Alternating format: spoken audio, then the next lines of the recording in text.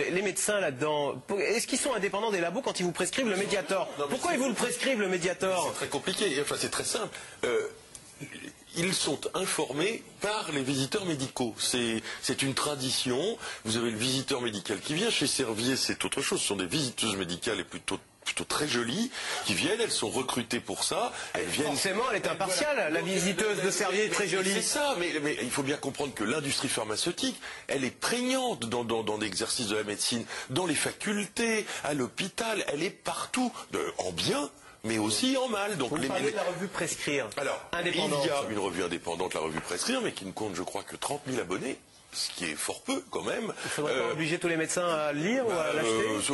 On pourrait y réfléchir, mais effectivement, quand on voit la formation continue des médecins, cette pression qu'exercent les labos, et puis le fait que on est dans un exercice médical dans un pays qui est un grand consommateur de médicaments, où il y a une pression des patients aussi. Si vous êtes un mauvais médecin si vous ne prescrivez pas de médicaments en France, alors que dans bien des cas, il suffit d'un peu d'écoute et de pas grand-chose. On consomme 2 fois plus de médicaments qu'en Allemagne. C'est un record, la France, c'est un record absolu. On a la pilule miracle. Hop, je prends une pilule, je maigris. Mais c'est une habitude. Regardez les armoires en pharmacie, c'est toujours la même histoire qui revient. Vous ouvrez l'armoire, ça vous tombe dessus. Vous prenez n'importe quel étranger, il rentre chez un Français, il ouvre l'armoire en pharmacie, il tombe de sa chaise, il dit c'est pas possible. On ne cesse de manger des médicaments. C'est d'ailleurs une des premières causes d'entrée à l'hôpital. Il y a près de 20 000 personnes qui rentrent à l'hôpital à cause de surdoses médicamenteuses, de problèmes liés aux médicaments. Mais pour ce qui est des médecins, leur vrai problème, c'est un défaut d'information par rapport à la masse de médicaments qui sont mis sur le marché et une dépendance au labo, c'est vrai. Oui, Christian Saout. Non, je voudrais quand même rappeler que dans la loi Kouchner de 2002, il y avait la création d'un fonds pour l'information médicale qu'on appelait le FOPIM, qui a disparu 2 ans après. Je veux dire, la stratégie avait été clairement identifiée par le ministre de l'époque en disant il faut en finir avec cette information qui est aux mains des laboratoires et nous voulons un fonds public. Vous invitez toujours une semaine à Courchevel dans un hôtel 4 étoiles pour vous présenter les vertus de leurs médicaments ou bien ça a un peu changé? Bon, moi, personnellement, Courchevel, j'y suis jamais allé, mais...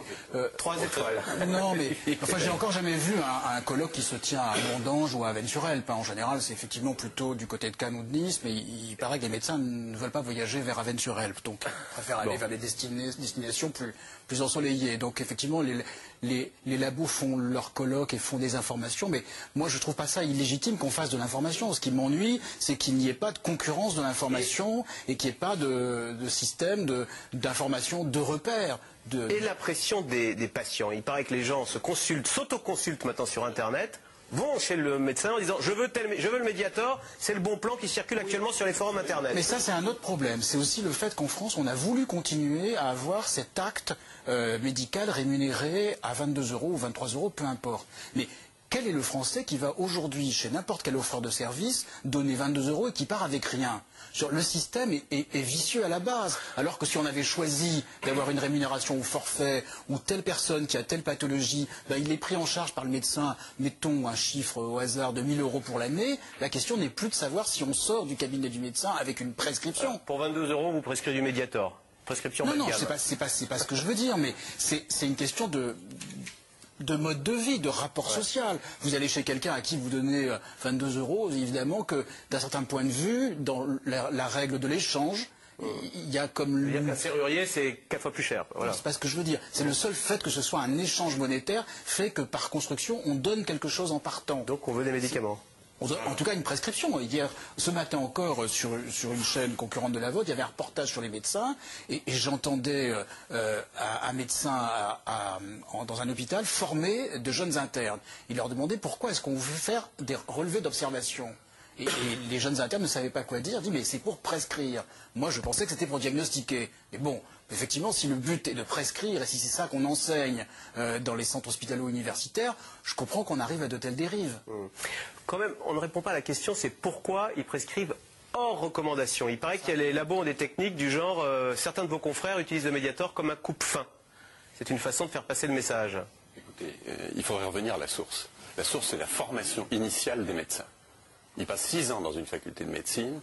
Au bout de 6 ans, ils ont eu 20 heures consacrées aux médicaments. Et tout le reste, au diagnostic, à l'imagerie, etc., qui ne sont plus un problème aujourd'hui pour un médecin. Faire un diagnostic, c'est la partie du premier imbécile venu en tapant 3 ou 4 demandes d'examen. Il en tombe 45, on les croise et le résultat à la fin, en général, il est exact. Le problème, c'est le choix des médicaments, le suivi des médicaments et l'association des médicaments. Parce qu'aujourd'hui, on ne donne plus un médicament. Les gens, ils ont 2, 3, 4 maladies. Il y a des médicaments qui se croisent, qui interagissent entre eux. Personne ne sait très bien d'ailleurs ce que ça va donner. C'est donc là qu'est la difficulté. Et tout ça en 20 heures.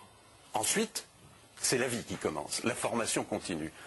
Pendant 30 ans, j'ai été impliqué dans ces questions, et en particulier quand j'étais doyen. J'ai vu naître 20 projets de formation continue indépendante de l'industrie pharmaceutique. Ils ont tous échoué. Et aujourd'hui encore, vous l'avez très bien dit tout à l'heure, la dernière fois du temps de Kouchner en 2001, il y avait un décret ministériel qui n'a jamais été appliqué et qui a complètement disparu. Les médecins sont naïfs, innocents, ils ne savent rien de ce qu'est le médicament, son histoire, ses risques, de ce qu'est l'industrie pharmaceutique, de ce qu'est la fiabilité des visiteurs médicaux. Quand on vous entend, on a quand même du mal à croire que la France est, je crois, classée numéro 1 à l'OMS, l'Organisation mondiale de la santé, parce que là on a des labos menteurs, des médecins incompétents, des autorités qui ne contrôlent rien du tout. Vous élargissez trop le débat, on est classé sur quels critères, les classements... Non mais ça a l'air d'être épouvantable notre système de santé. Sur ce point-là, la formation des médecins à utiliser le médicament, c'est réellement catastrophique. Or, c'est pas nouveau. C'est depuis extrêmement longtemps. C'est dans tous les rapports publics depuis 20 ans, vous pouvez les compiler. Tout le monde dit à peu près la même chose. Le nombre de commissions, j'ai participé à 30 commissions comme ça, ça n'aboutit jamais. Il y a donc une volonté très clair de laisser la formation des médecins entre les mains de l'industrie pharmaceutique. Voilà. Ou alors c'est parce qu'on n'a pas trouvé d'autres façons de la faire. Mais il est vrai que et puis il y a aussi le fait que c'est un exercice singulier, le généraliste. Le jour où peut-être il y aura des maisons de médecins, À l'étranger, comment ça se passe? Les médecins vont à l'école tous les ans? Les gens prescrivent moins de médicaments. Vous savez, il y a plein de pays où quand vous vous sentez pas bien, vous restez chez vous avec une bonne soupe au lit, et puis les 3/4 du temps... Il y a beaucoup de choses qui sont soignées à coups de médicaments qui ne sont pas des choses graves. On avait inventé le médicament pour tout. Résultat, on en consomme énormément. Non, il faudra refuser le savoir de la revue Prescrire par voie intraveineuse à tous les médecins tous les mois. Il qu'après une journée de consultation, ils n'ont pas envie de lire la revue Prescrire. Elle est rébarbative, mais elle est formidable. Elle ne s'est jamais trompée sur rien. Je ne suis pas tout à fait d'accord. Bon, d'une part, il n'y a pas de preuve. C'est une idée reçue que les Français sont les plus grands consommateurs de médicaments. Les Français, d'une part, ne payent pas leurs médicaments, donc ils en achètent. Ça, non, attendez, vous arrêtez, Marc Girard. Les chiffres sont là. On sait en volume combien consomment les Français. Il y a 60 millions de Français, on fait une division. Mais vous ne savez pas, mais moi je sais. Les références existent. Et deuxièmement, en d'autres pays, Monsieur Even, il y a des tas de choses qui sont vendues comme des médicaments ici et qui ne sont pas vendues comme des médicaments. Donc tout ça augmente les chiffres.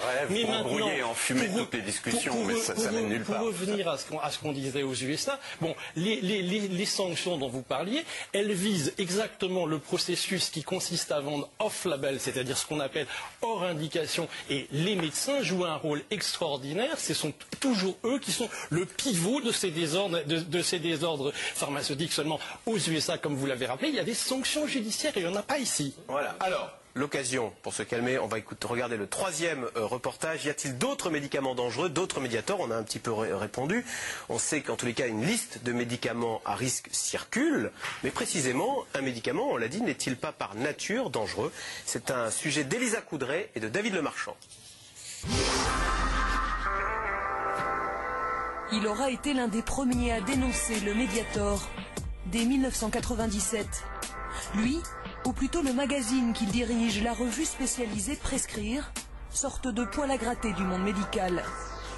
Aujourd'hui, dans ces dossiers, de nouvelles études et de nouvelles inquiétudes. Plusieurs médicaments vendus actuellement sur le marché seraient trop dangereux pour les patients. Par exemple, télitromycine, Ketek, qui donne des paralysies, des troubles cardiaques, des troubles oculaires, alors qu'il y a d'autres médicaments aussi efficaces avec moins d'inconvénients. Nimesulide, un anti-inflammatoire qui n'est pas plus efficace que les autres, mais qui peut abîmer le foie jusqu'à nécessiter des greffes de foie avec tout le traitement anti-rejet par la suite. Est-ce que parmi ces médicaments que vous avez étudiés, il y a des futurs médiators, entre guillemets ? Alors, si on n'arrête pas très rapidement leur vente, ce sont de futurs médiators, dans le sens où vraiment on verra qu'il y a eu beaucoup et qu'il y aura beaucoup de victimes, de personnes qui auront eu des troubles graves, voire mortels, pour absolument aucun progrès, aucun service rendu par ailleurs. Directement pointé du doigt, l'AFSAPS, l'Agence française de sécurité sanitaire des produits de santé. Pourtant ici on se veut rassurant. Tous les produits incriminés font l'objet d'un suivi renforcé. Et dans les bureaux de la direction, on rappelle qu'en matière de médicaments, le risque zéro n'existe pas. Pourquoi à partir du moment où il y a suspicion sur un médicament, on ne le retire pas immédiatement?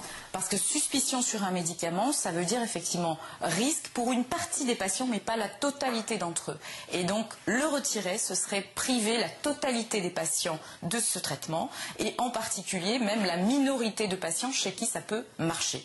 Donc ça veut dire qu'en ce moment, il y a des gens qui prennent un médicament qui peut s'avérer très dangereux pour eux? Ça veut dire qu'en ce moment, effectivement, ça veut dire que nous avons un devoir d'information des professionnels de santé, qui est quelque chose qu'il faut de mieux en mieux améliorer, notamment grâce aux nouvelles techniques de l'information, de la communication, et c'est que les médecins aient la bonne information au bon moment.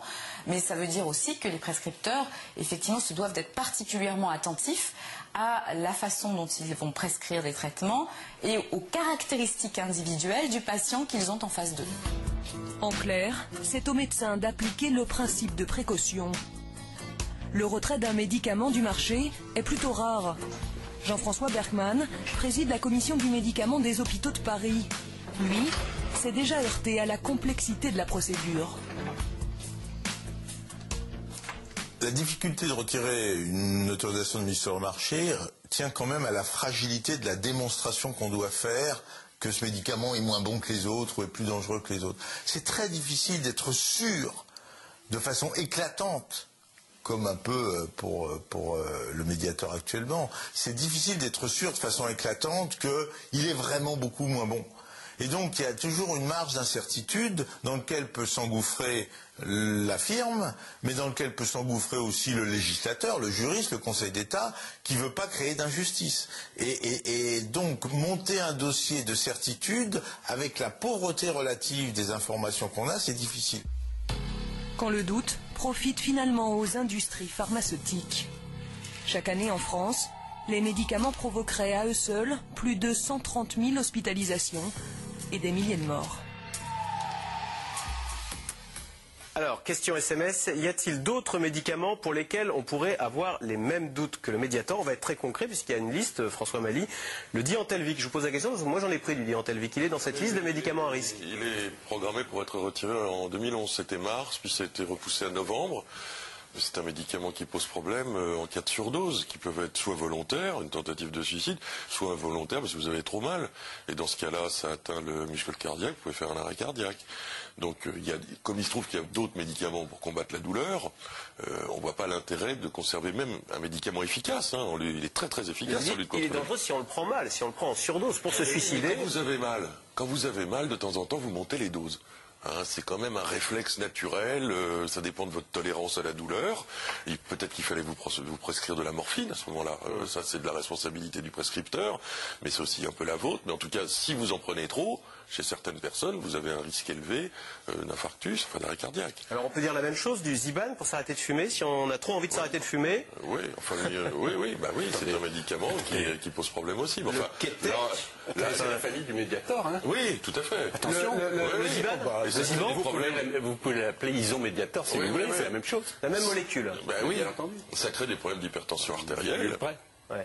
Alors, Marc Girard, est-ce que le risque zéro, néanmoins, existe? Il y a toujours un risque, finalement. C'est risque-bénéfice, on voit bien, il n'y a pas de principe de précaution. Mais revenons dans l'historique. Lorsqu'on a commencé à guérir les premières méningites tuberculeuses chez l'enfant qui étaient systématiquement mortelles, avec la streptomycine, dans les années 30, quand les gamins sortaient de l'hôpital, ils étaient sourds. Et les parents, ils ne faisaient pas de procès, ils étaient trop contents, on n'avait jamais vu ça. Aujourd'hui, par rapport à l'ancienne industrie pharmaceutique dont on chantait les louanges tout à l'heure, qui faisait des médicaments curatifs, on fait des médicaments préventifs, parce que c'est beaucoup plus facile, ça coûte moins cher. Le seul problème, c'est que quand on prévient des maladies que vous ne ferez peut-être pas, comme un infarctus dû au cholestérol, ou comme des vaccins, une grippe, etc., le bénéfice, il tend progressivement vers zéro. Vous n'êtes pas sûr que vous ferez la grippe, vous n'êtes pas sûr qu'elle sera grave, etc. En revanche, le risque lié à l'introduction d'une molécule étrangère, à tous les phénomènes auto-immuns qu'elle peut générer, aux erreurs de fabrication. Le risque ne peut pas tendre vers zéro. Donc quand on prend la notion de rapport bénéfice-risque, on a bien un bénéfice qui tend vers zéro avec un rapport incompressible. Et là, on a un